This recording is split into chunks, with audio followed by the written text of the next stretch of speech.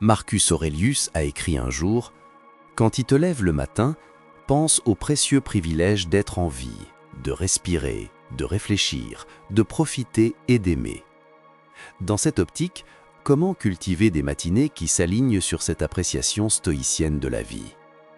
Aujourd'hui, nous présentons une routine matinale ancrée dans la sagesse du stoïcisme pour donner le ton d'une journée paisible et pleine de sens. Avant de commencer, j'apprécierais que vous aimiez la vidéo pour m'aider à continuer de diffuser la philosophie stoïcienne. Si vous n'êtes pas abonné, je vous recommande de le faire et d'activer la cloche pour ne manquer aucune vidéo. L'un des piliers fondamentaux de la philosophie stoïcienne est la compréhension profonde et la reconnaissance de la nature impermanente de toute chose. Chaque matin, avant que le monde ne commence son vacarme, prenez un moment pour vous imprégner de cette vérité. Trouvez un coin tranquille où vous ne serez pas dérangé. Assurez-vous que votre posture est détendue mais droite, reflet physique de l'équilibre que vous visez entre calme et vigilance. Fermez les yeux et visualisez la vaste étendue de l'univers.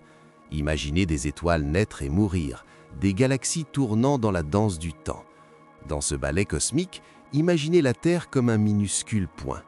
À l'intérieur de ce point, pensez à l'ascension et à la chute des civilisations, aux montagnes qui sont restées hautes et aux rivières qui ont tracé des chemins. Maintenant, rapprochez votre attention et pensez à votre propre vie, un simple clin d'œil dans le grand ordre des choses. Cette visualisation n'est pas faite pour diminuer notre importance, mais pour comprendre la préciosité et la brièveté de notre existence. Comprendre la nature éphémère de la vie sert de rappel poignant. Premièrement, cela souligne la valeur de chaque jour. Quand nous saisissons vraiment à quel point notre temps est fugace, nous avons tendance à prioriser ce qui compte vraiment plutôt que les distractions et les conflits insignifiants. Se réveiller avec cet état d'esprit vous prépare à traverser la journée avec un sens plus profond du but à accomplir. En essence, ce rituel matinal ne consiste pas à affronter la mortalité avec peur, mais à embrasser le présent avec amour, respect et action. Comme Sénèque l'a si sagement dit, la vie est longue si vous savez comment l'utiliser. Ainsi, en ancrant nos matinées dans cette pratique, nous nous rappelons de vivre chaque jour pleinement, de manière significative et avec grâce. L'acte de tenir un journal, profondément ancré dans la pratique stoïcienne, ne consiste pas seulement à enregistrer des événements, c'est une conversation intime avec soi-même. C'est un acte d'introspection, d'ancrage et parfois de libération émotionnelle. Le simple fait de traduire des pensées en mots sur papier peut être profondément transformateur. Commencez par choisir un journal qui vous correspond. Cela peut être un simple cahier, un agenda orné ou un document numérique.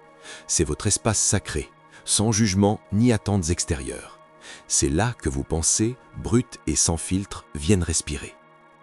Au début de chaque matinée, notez les premières pensées qui vous viennent à l'esprit.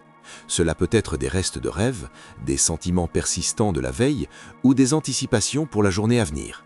Ce déversement initial aide à vider le désordre mental, tout comme on balaie les feuilles mortes d'une cour. Ensuite, déplacez votre attention vers la gratitude. Dans le grand tissu de la vie, il est facile de se laisser piéger par ce qui nous manque ou ce que nous désirons, mais le stoïcisme nous enseigne la valeur de l'appréciation du présent. Listez 3 choses pour lesquelles vous êtes sincèrement reconnaissant, que ce soit la chaleur de votre couverture, le sourire d'un proche ou le simple privilège de vous réveiller pour un nouveau jour. Au-delà de la gratitude, plongez dans l'autoréflexion. Réfléchissez à un principe stoïcien ou à un défi personnel. Posez-vous des questions. Est-ce que je vis en accord avec mes valeurs? Ou ai-je agi par impulsion plutôt que par raison hier? Comment puis-je être meilleur aujourd'hui? Ce n'est pas un exercice d'autocritique, mais plutôt de conscience de soi et de croissance. Enfin, fixez une attention pour la journée à travers votre journal. Écrivez une affirmation simple ou un engagement basé sur les vertus stoïciennes de sagesse, de courage, de justice et de tempérance. Cela sert de boussole morale, guidant vos actions et vos décisions tout au long de la journée. Rappelez-vous, votre journal est un miroir reflétant votre monde intérieur. C'est un outil, un ami, un mentor.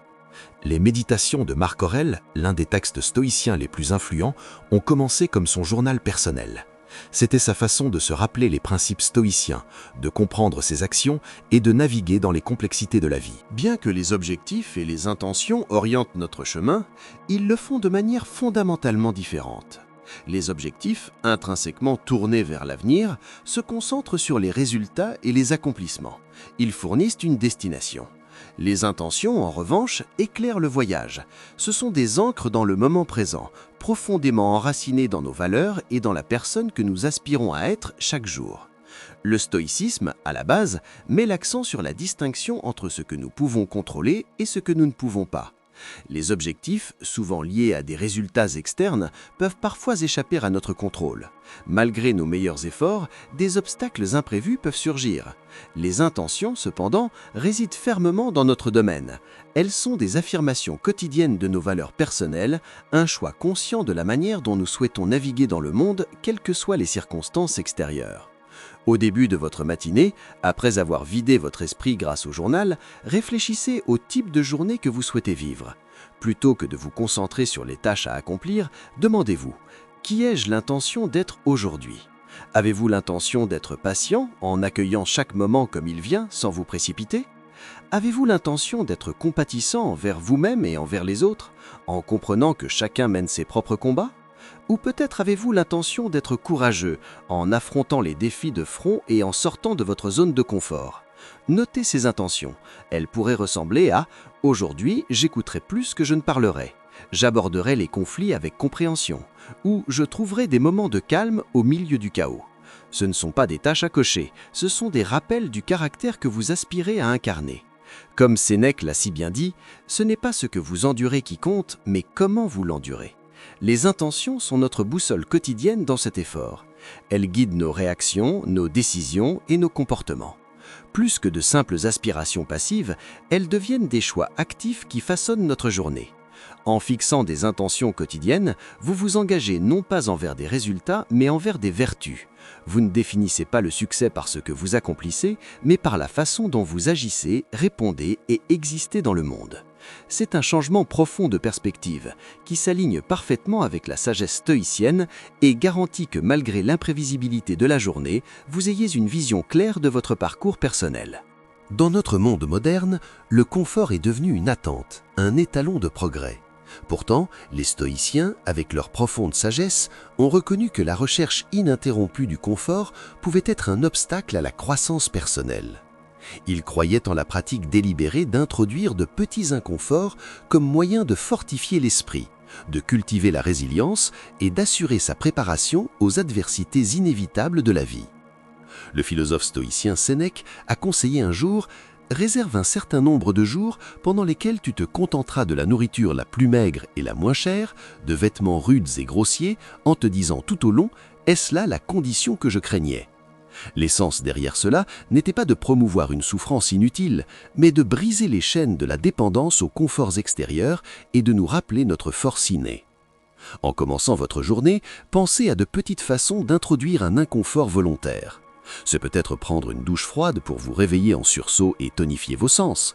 Cet acte ne favorise pas seulement la vigilance physique, mais sert de baptême métaphorique. Il lave l'inertie et vous rappelle votre capacité à endurer et à prospérer.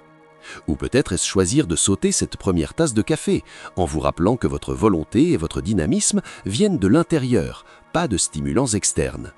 Vous pourriez également envisager des pratiques plus réflexives, comme mettre de côté 10 minutes pour méditer sur une épreuve passée, en reconnaissant la force dont vous avez fait preuve et la croissance qui en a émergé. Ou choisir de marcher ou de faire du vélo pour aller au travail au lieu de conduire, vous permettant d'être présent dans l'environnement et d'embrasser l'effort physique comme un témoignage des capacités de votre corps. Le but ici est double. Premièrement, ces actes quotidiens d'inconfort servent d'entraînement pour l'esprit et l'âme, tout comme un athlète entraîne son corps. En sortant régulièrement de nos zones de confort de petite manière, nous nous préparons aux plus grands défis imprévus de la vie. Deuxièmement, ils offrent une perspective. En renonçant occasionnellement à certains conforts, nous apprenons à mieux les apprécier quand nous les avons, et nous comprenons qu'ils ne sont pas les piliers de notre bonheur ou de notre contentement. En embrassant l'inconfort, vous ne vous punissez pas, vous vous donnez du pouvoir. vous puisez dans un réservoir de force plus profond, vous vous débarrassez des dépendances inutiles et vous embrassez un sentiment stoïcien de liberté qui vient de la réalisation que le véritable contentement est indépendant des conditions extérieures.